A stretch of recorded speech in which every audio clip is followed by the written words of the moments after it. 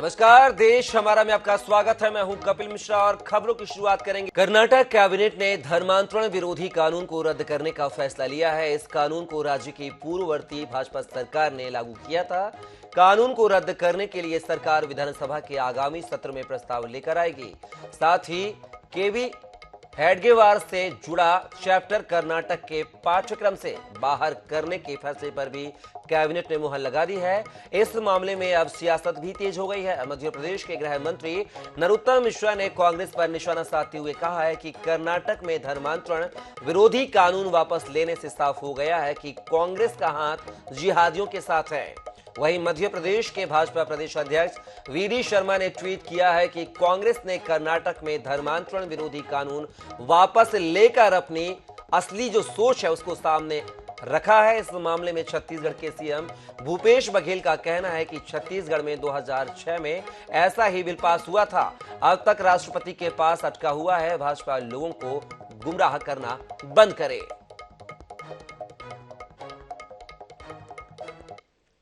कांग्रेस के राष्ट्रीय अध्यक्ष कर्नाटक के हैं,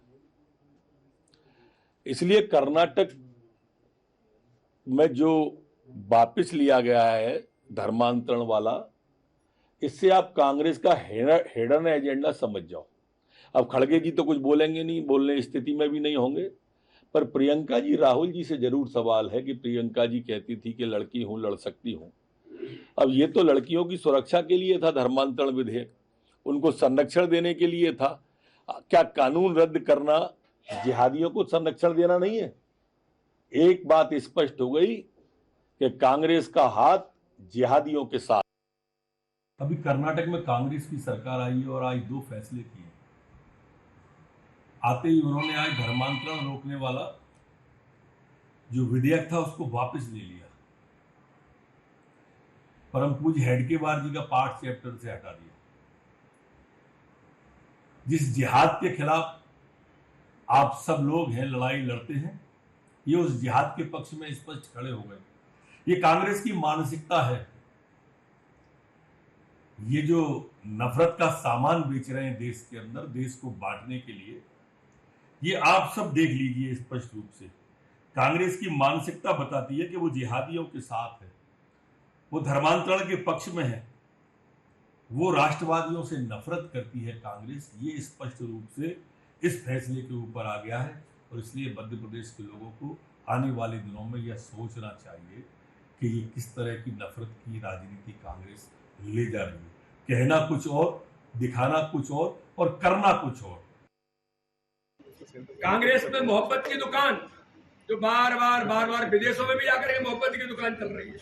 अब कौन सी दुकान चल रही है तो लोग जानते हैं, लेकिन मोहब्बत की दुकान केवल और केवल जिहादियों के लिए, धर्मांतरण करने वाले लोगों के लिए और देश विरोधी तत्वों के लिए।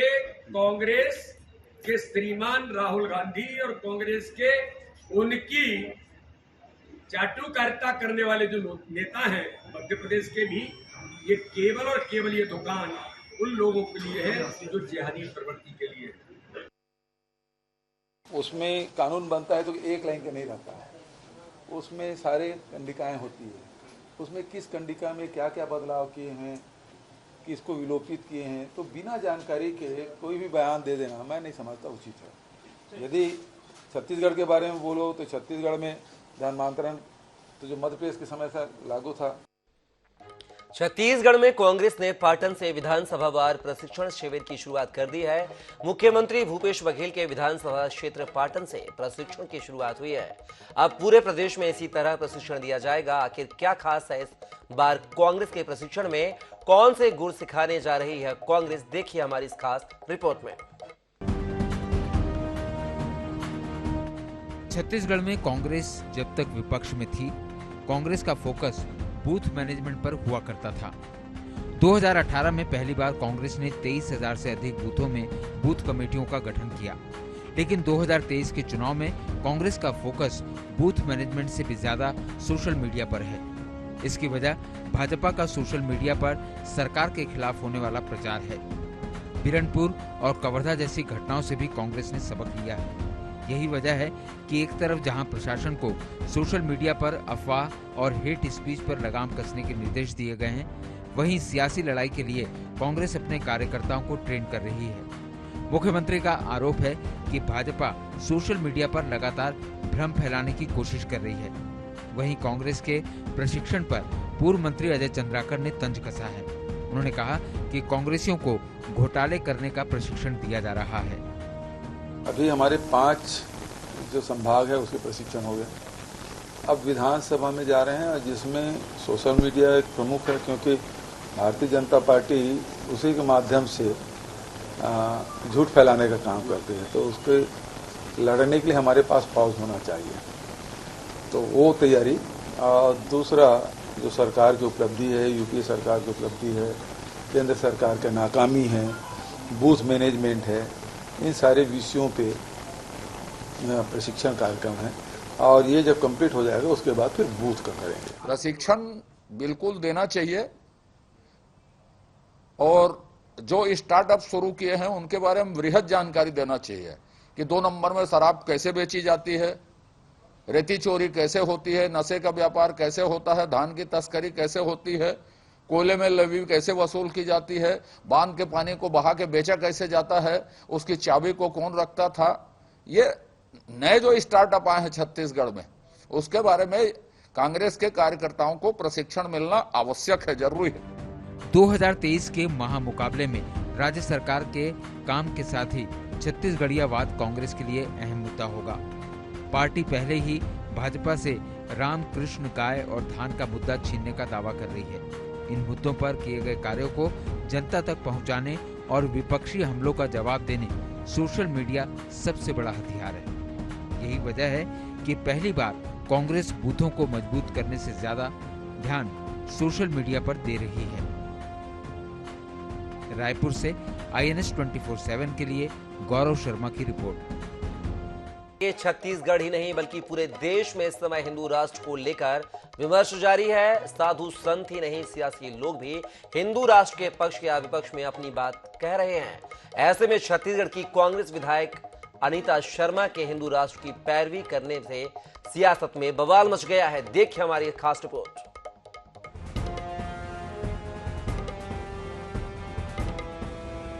छत्तीसगढ़ में कांग्रेस लगातार धर्म और संस्कृति की दिशा में काम कर रही है। दूसरी ओर अलग अलग माध्यमों से चुनाव के पूर्व हिंदू राष्ट्र का मुद्दा उठाकर ध्रुवीकरण की कोशिशें भी हो रही हैं। ऐसे में कांग्रेस विधायक अनीता योगेंद्र शर्मा का हिंदू राष्ट्र को लेकर बड़ा बयान सामने आया है।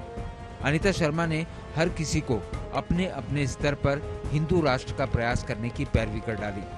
दरअसल अनीता शर्मा ने राष्ट्र उत्कर्ष कार्यक्रम में ये बयान दिया, जहां शंकराचार्य, निश्चलानंद सरस्वती भी मौजूद थे। साथ ही कई सियासी चेहरे भी वहां पहुंचे थे, लेकिन उनके इस बयान को कांग्रेस ने गंभीरता से लिया और पार्टी ने उनके इस बयान से किनारा कर लिया। अपन जो जहाँ जिस गांव जिस स्थान में हम वहाँ से हिंदू राष्ट्र बनाने के लिए हम संकल्पित होकर हिंदू के लिए बात करें। हम हिंदू एक हों तभी हिंदू राष्ट्र बन सकते। मैं आप सबसे निवेदन प्रार्थना करत है, एक बार आप सबसे निवेदन करत हो, एक जयकारा जरूर लगना चाहिए। बोलिए जगत गुरु शंकराचार्य भगवान की जय। देखिए, ये उनके अपने व्यक्तिगत विचार हो सकते हैं, उनका मत हो सकता है। किस संदर्भ में उन्होंने कहा, सबसे बड़ी बात इसको देखना होगा। कांग्रेस पार्टी का स्टैंड क्लियर है, हम भारत के संविधान के साथ हैं। हमारे संविधान में जो व्यवस्था है उससे न 1 इंच इधर न 1 इंच उधर, उस संविधान की व्यवस्था के साथ कांग्रेस पार्टी खड़ी हुई है। हिंदू राष्ट्र बनाने के लिए जो है वो कांग्रेस भी जो है अपना समर्थन कर रही है, और कांग्रेस के लोग भी चाहते हैं हिंदू राष्ट्र बने।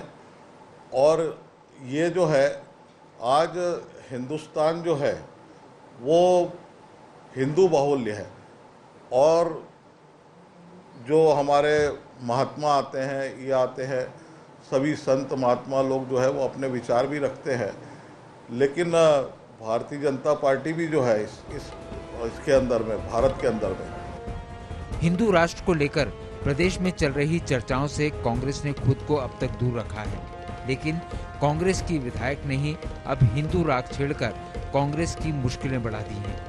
वहीं भाजपा को हिंदुत्व के मुद्दे पर कांग्रेस से सवाल पूछने का अवसर भी दे दिया है। रायपुर से INH 24/7 के लिए गौरव शर्मा की रिपोर्ट।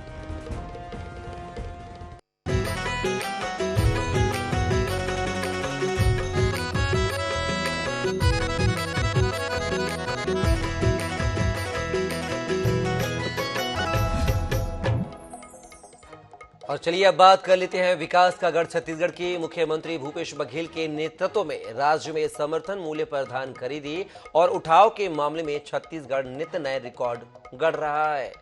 23.42 लाख किसानों से सर्वाधिक समर्थन मूल्य पर धान खरीदकर छत्तीसगढ़ ने देश के सभी राज्यों को पीछे छोड़ दिया है। धान के उठाव और कस्टम मिलिंग के मामले में भी छत्तीसगढ़ रिकॉर्ड कामयाबी की है और अग्रसर है। देखिए हमारी इस खास रिपोर्ट में।